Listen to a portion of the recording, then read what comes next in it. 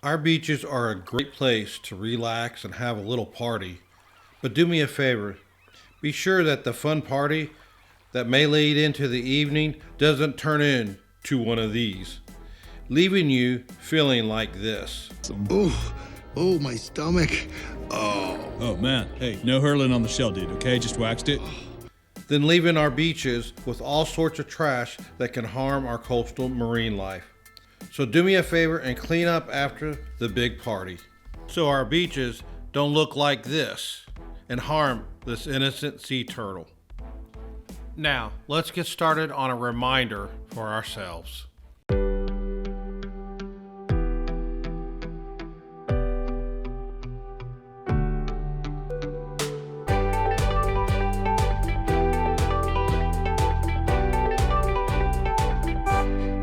Ensure to subscribe and hit that notification bell. Welcome to the channel. If you're new here on this channel, I hope to help you discover the beauty of stained glass, learn tips, tricks, and techniques so that you can create your own stained glass artwork. So here's the panel we're doing today. I call it the litter turtle panel. As you can see, this is the outline drawing of the panel that we'll be doing today. Now I went ahead and cut out all the pieces to this panel.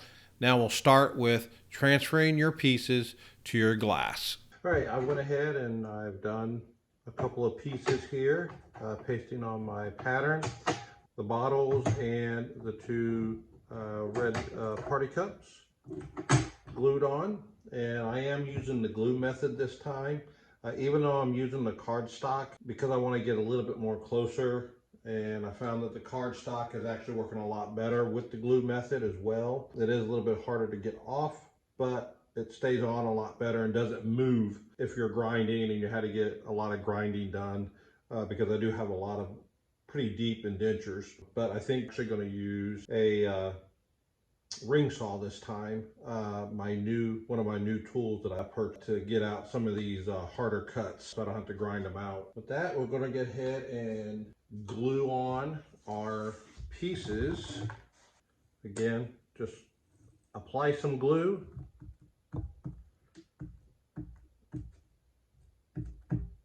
Some key spots. You don't have to get it completely covered, but the big thing is the edges, so that way it stays down while you're grinding.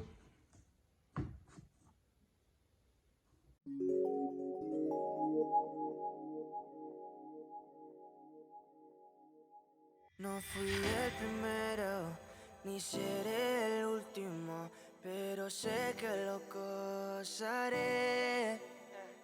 Para serte sincero, un Dios el que te enseñó lo que puedes hacer con mi piel. Yeah, yeah, yeah, yeah. Baby, si se nos da, yeah, será lo que será, yeah, los dos vamos a matar, yeah, toda esa curiosidad. Baby, si se nos da, yeah, será lo que será. In step 3, we're going to cut the glass pieces. One thing I like to do when I cut my glass is I like to section my glass off just to make it a little bit easier to work with. So I will cut in between the pieces and then section it all off the best I can, getting the excess glass out of the way so that it just makes it easier. And you're working with smaller pieces when you're really getting down in there to make those detail cuts. As you can see here, I'm running right along that cardstock. The cardstock is actually thick enough that it will allow your blade to run right across, right next to it, and get some really good clean cuts. And then I use my grazing pliers to pull away the parts of the glass that I don't need. Again, just running real close to the edge of the cardstock and removing that excess glass.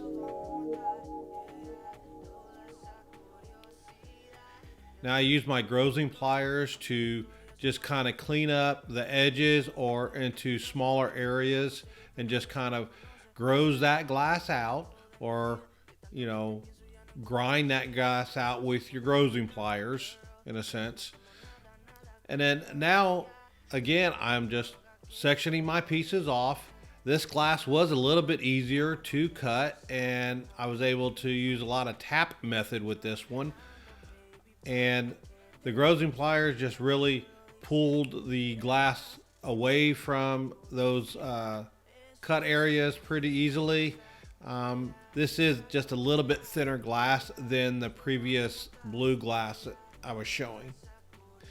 So now let's head over to the grinder and the ring saw and do some grinding. So we're here at the grinder, and what I like to do when I grind is I use a grinder cookie. This really does save on your thumbs. I'll put a link to this thumb saving tool in the description below.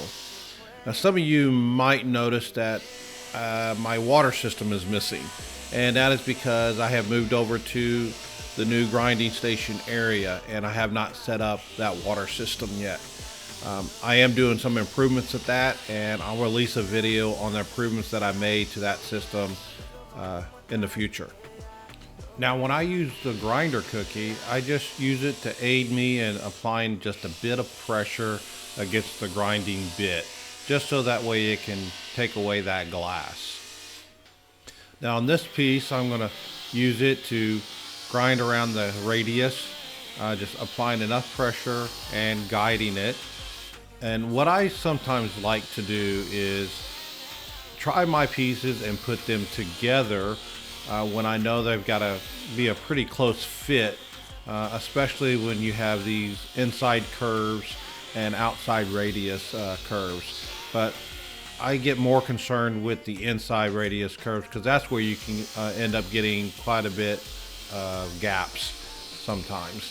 So you want to smooth those areas out really well, fine tune them, and then add the piece and fit the piece up into it so you know that it's fitting properly. As I'm doing here with the Wave logo, I'm just making sure that that piece is going to fit around it fairly well. And I do it again here as I realized I forgot to check it when I did the inner wave. Now here's some time-lapse footage of me using the cookie, grinding some of the other pieces.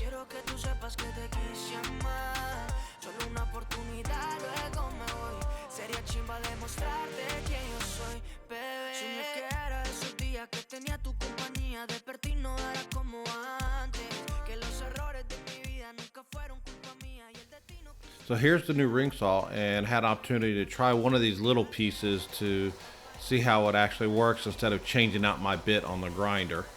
So I just cut out just that little indentation just to kind of see how this ring saw is going to work in my process now. Here's a dry fit after all the pieces have been grinded. Everything looks pretty good, so now we're going to go on to foiling. When I foil my pieces, I have found myself using this hand foiler more and more. I have found that it is a little bit easier to foil these pieces, especially when they're a little bit smaller, with this foiler. I'll leave a link in the description below to this foiler, but I just find myself using this more and more. Now, I do still use my table foiler a lot, and those are primarily with larger pieces that don't have much curvature to it or a lot of indentations. So here I'm just pinching down my sides. This is a pretty small piece, and the hand foiler was able to handle it pretty easily, and when you have big thumbs like me, it does become a problem on these smaller pieces. But just rub everything down after you pinch all the sides down, and then you can come back with your burnishing tool and just burnish it down. You want to make sure you do this well so it does adhere to the glass.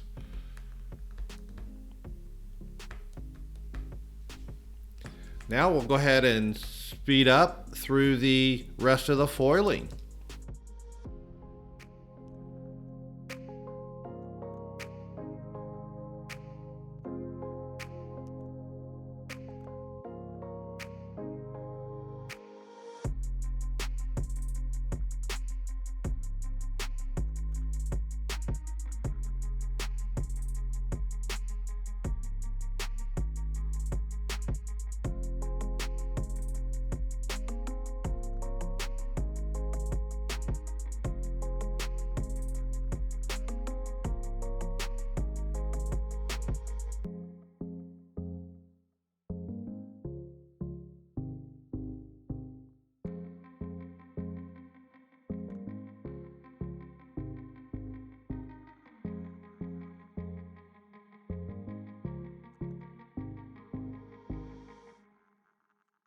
Here's the piece with it all foiled, and I think it turned out pretty good.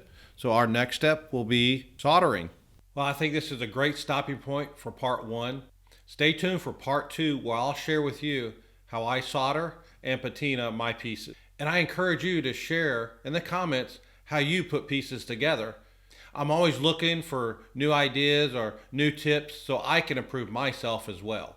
With that, stay tuned for the next video coming up on your screen, and I'll see you on the next video.